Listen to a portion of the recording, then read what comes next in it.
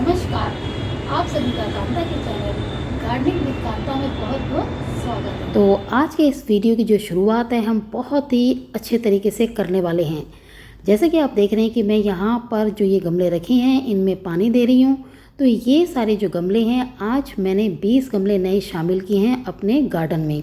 तो उनमें मैंने मिट्टी तैयार करके डाली है और पौधों को भी ट्रांसप्लांट किया है, यानी एक गमले से दूसरे गमले में, क्योंकि मेरे ना ज़्यादातर गमलों में एक साथ 3 या 4 पौधे जो है वो उग रहे थे।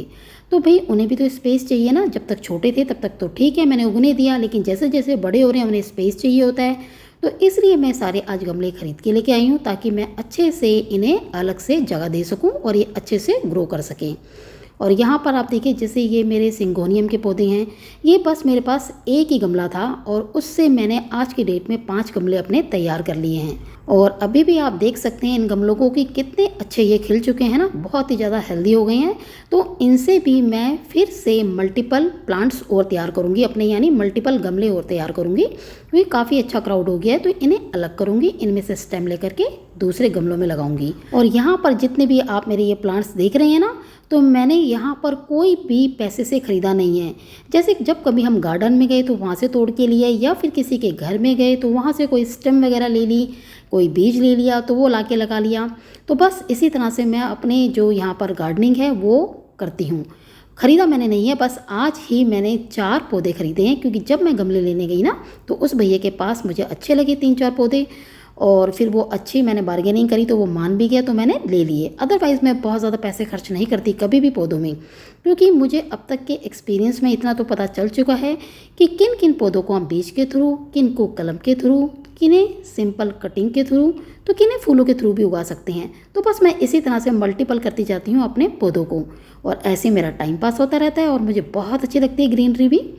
तो यहाँ पर जो मिट्टी है, मेन बात यह है कि वो हमारी उपजाऊ होनी चाहिए, और उपजाऊ बनाने के लिए हमें क्या क्या मिक्स करना होता है उसमें, जो मैं करती हूँ बस मैं आपको वही चीज़ें बताऊँगी। क्योंकि मुझे ऐसा नहीं है कि बहुत ज़्यादा मुझे रूल्स पता है, मुझे कुछ नहीं पता। ये तो बस मेरा एक्सपीरियंस है जिससे कि मैं पौधे उगाती आ रही हूँ, तो वो मैं आपके साथ शेयर करने वाली हूँ। अगर आपको अच्छा लगे तो आप भी फॉलो कर सकते हैं, या अगर आपको बहुत नॉलेज है तो आप भी मेरे साथ शेयर कर सकते हैं। मैं ज़रूर आपकी उस नॉलेज को जो आप मुझे शेयर करेंगे फॉलो करूँगी, क्योंकि भी ऐसा तो नहीं है ना हर किसी को हर चीज़ परफेक्शन से आती है। बस ये है कि हाँ, जैसा मैं आपको बता रही हूँ कि मैं बहुत ज़्यादा पैसा नहीं खर्च करती, कम पैसों में ही जो पौधे आते हैं उनसे ही मैं उनके मल्टीपल प्लांट्स अपने बनाती जाती हूँ, पौधे उगाती जाती हूँ। तो यहाँ पर ये जो मिट्टी आप देख रहे हैं ना, ये मेरी है तैयार मिट्टी। लेकिन जैसे कि आपको बताना है कि मैं किस तरह से मिट्टी तैयार करती हूँ, तो उसके लिए मैं नई मिट्टी लूँगी। तो ये जो तैयार मिट्टी है ना, इसमें से भी हम आधी यूज़ कर लेंगे, क्योंकि ये वरना तो वेस्ट हो जाएगी ना, इसलिए आधी मिट्टी तो इसमें से भी वेस्ट कर लूँगी। लेकिन फ़िलहाल मैं आपको दिखाऊंगी कि किस तरह से 12 इंच के गमले के लिए मैं मिट्टी तैयार कर रही हूँ। तो यहाँ पर अभी पीछे हो रही थी खुदाई हमारे घर के थोड़ा सा दूरी में, तो वहाँ से मैं मिट्टी ले आई। और मिट्टी भी ऐसी है हमारी कि इसमें पत्थर नहीं है, जो भी है मोटे मोटे बस मिट्टी के ही हार्ड से गोले हैं, तो मैं उन्हें अलग कर रही हूँ। और मैं मिट्टी को भी कभी भी नहीं छानती, जैसे कि काफ़ी लोग बोलते हैं ना छानना चाहिए, तो भाई आज तक तो मैंने अपनी लाइफ में कभी भी नहीं छाना। क्योंकि मैंने तो ये सुना है उल्टा थोड़ा बहुत कंकड़ हल्के मुल्के होने चाहिए, ताकि पानी जो है अच्छे से रिस करके नीचे तक जाए, जड़ों तक पूरे पौधे को पानी मिले। इसलिए मैंने कभी भी आज तक छाना नहीं है। तो मिट्टी के ऊपर मैंने यहाँ पर रेता रख लिया है, और ये है ऑर्गेनिक खाद, बायो ऑर्गेनिक खाद। आप देख सकते हैं बायो ऑर्गेनिक मैन्योर लिखा हुआ है, तो ये भी मैं लूँगी यहाँ पर मिट्टी में ऐड करने के लिए। और एक बात और मैं आपको बताती हूँ कि जब मैं गमलों की मिट्टी तैयार करती हूँ ना, बस मैं तभी मेन खाद डालती हूँ। तो यहाँ पर देखिए मिट्टी जो हमने डाली है, तो जितना मैंने रेता लिया उतना ही मैंने खाद भी ऐड कर लिया है। और 2 मुट्ठी मैंने लिए यहाँ पर राख। तो सर्दियों में होता है ना, जो लकड़ी वाले कोयले होते हैं हम वो जलाते हैं भाई गर्मी के लिए। और मैं तो कुकिंग भी करती हूँ, आपको पता है, बारबेक्यू वगैरह, क्योंकि मेरा जैसे कि कुकिंग चैनल है और उसके अलावा भी मुझे कुकिंग का बहुत शौक है, तो मैं अक्सर कुकिंग करती रहती हूँ।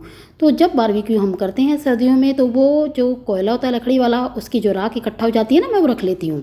और इसी तरीके से एक गमले में 2 मुट्ठी भर करके मैं डाल लेती हूँ, यानी एक गमले की मिट्टी में 2 मुट्ठी भर करके राख के। और अब इन चारों को अच्छे से मिक्स करने के बाद हम भर लेंगे गमले में। तो गमले में तो आपको पता ही है ना, भरने से पहले गमले में छेद करने पड़ते हैं, और ऑलरेडी उनमें जगह दी होती है स्पेस की, बस हमें खोलना पड़ता है। और वहाँ पर हमें 2 छोटे छोटे पत्थर उस जो छेद है उससे थोड़े से बड़े साइज़ के रखने पड़ते हैं। तो सेम वही हम करेंगे।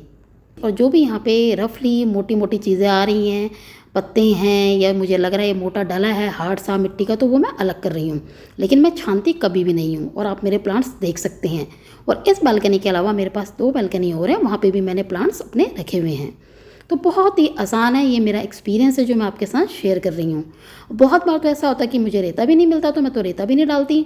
और जैसा कि मैंने आपको बताया था कि गमले में 2 छेद करने पड़ते हैं नीचे, तो यहाँ पर सेम उसी तरीके से हमने उन छेदों को खोल लिया है और 2 पत्थर हम ऊपर रख रहे हैं जो कि उन छेदों से थोड़े से बड़े साइज़ के हैं।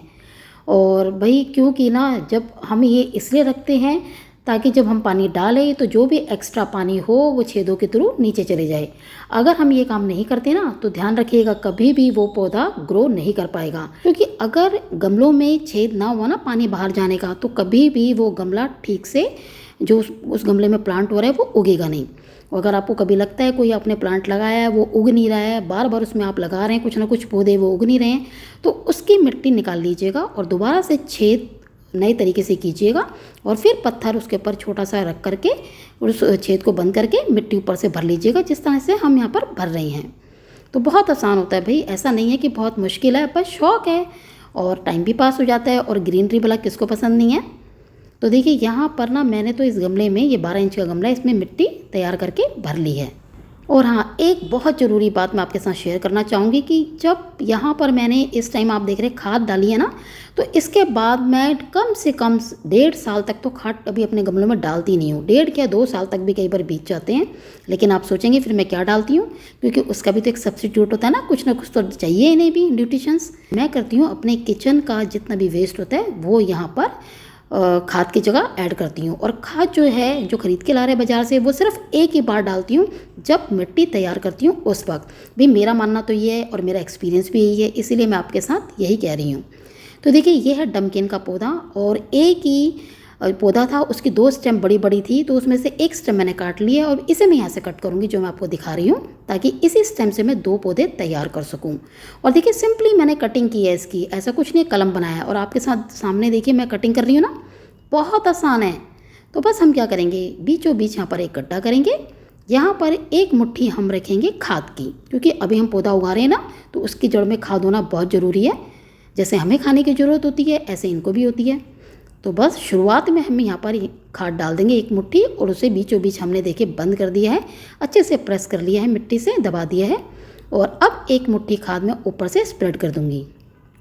और हाँ, इससे पहले देखिए मैं यहाँ जगह बना रही हूँ ना, क्योंकि जो मैंने स्टेम काटी है तो मैं उसे भी यहीं पर लगा रही हूँ, क्योंकि इसके लिए मैं एक पूरा गमला ख़राब नहीं करूँगी।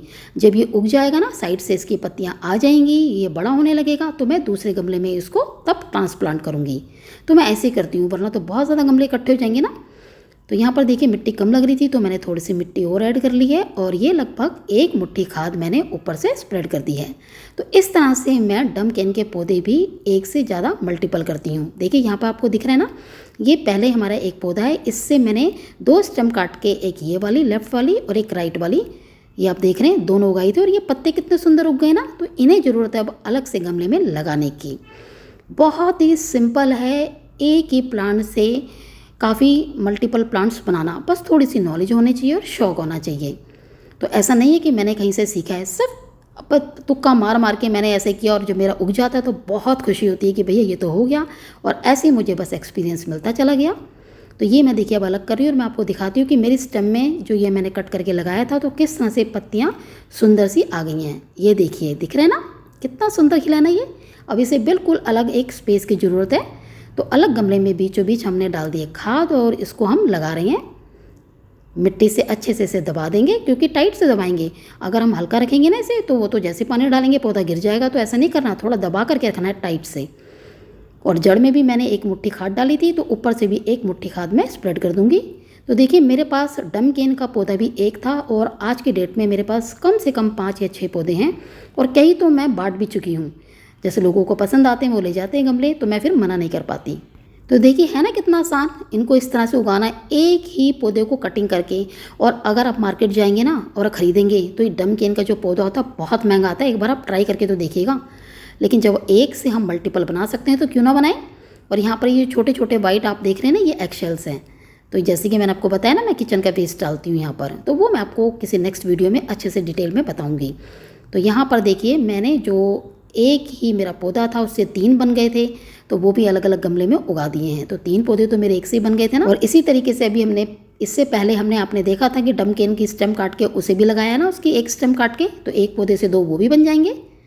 तो बस ये पौधा भी हमारा हो चुका है तैयार। यहाँ पर बहुत आसान है, बहुत ही इजी है और मेरे को शौक़ बहुत है गार्डनिंग का। और ये देखिए मेरे ना कड़ी पत्ते में ये तुलसी उग रही थी, क्योंकि बीज से हमने उगाई है, तो ये भी काफ़ी बड़ी हो गई थी। तो इसे भी मुझे अलग गमले में उगाना था ताकि अच्छा सा स्पेस मिल जाए और बहुत अच्छे से हमारी तुलसी भी खिल जाए। तो इस तरह से मैं क्या करती हूँ ना, अपने जितने भी गमले में, एक गमले में 4-5 पौधे हैं तो उन्हें अलग से ट्रांसप्लांट सेम तरीके से करती हूँ जैसे कि मैं आपके साथ शेयर कर रही हूँ। और कुछ तो पौधे ऐसे हैं, जैसे मैंने डमकेन का कट किया है ना, तो काफ़ी मैं कटिंग करके भी लगाती हूँ और कुछ को कलम बना करके भी। और जैसे सदाबहार के हैं या कुछ गुड़हल के पौधे जो फूल जो सूख जाते हैं, उन्हें भी मैं गमलों में बुरक देती हूँ। और बरसातों के मौसम में अगर बुरकेंगे ना, बहुत ही जल्दी वो बीज जो होते हैं वो पनपते हैं, पौधे बन जाते हैं, यानी नए पौधे उगते हैं। और यहाँ पर देखिए इस गमले में मेरे 3 कड़ी पत्ते हो रहे हैं एक साथ और 2 गुड़हल। तो भाई अलग करना तो बनता है ना, लेकिन जैसे कि ये वीडियो बड़ा हो जाएगा अगर मैं इसको इसी तरह कंटिन्यूएशन में चलाऊँगी तो मैं क्या करूँगी, इसका सेकंड पार्ट बनाऊँगी और फिर आपके साथ उसे शेयर करूँगी। तो चलिए उम्मीद करती हूँ कि आपको मेरा आज का ये वीडियो, जिसमें कि मैंने मिट्टी किस तरह से बनाते हैं अपने गमलों की, वो शेयर किया है और कैसे डमकेन को कटिंग के द्वारा लगाया जाता है और मल्टीपल पौधे बना सकते हैं, शेयर किया है, तो आपको पसंद आया होगा। उसके अलावा कैसे कैसे मैं ट्रांसप्लांट करती हूँ ये मैं आपके साथ शेयर कर भी रही हूँ और आगे नेक्स्ट वीडियो में भी करूँगी। और हाँ, आप सभी से मेरी रिक्वेस्ट है कि अगर आपको मेरे इस चैनल का पहला वीडियो पसंद आया हो तो प्लीज़ मेरे वीडियो को लाइक और मेरे चैनल को सब्सक्राइब जरूर कीजिएगा। और इसके अलावा जो मेरा दूसरा चैनल है cooking channel taste of Indians, उसका लिंक मैं दे रही हूँ आपको डिस्क्रिप्शन बॉक्स में। और मुझे पूरी उम्मीद है कि आपको मेरे वो कुकिंग के वीडियोस भी बहुत ज़्यादा पसंद आएंगे। तो चलिए फिर मिलते हैं इसके नेक्स्ट पार्ट में। तब तक के लिए आप सभी को मेरा नमस्कार। Thanks for watching.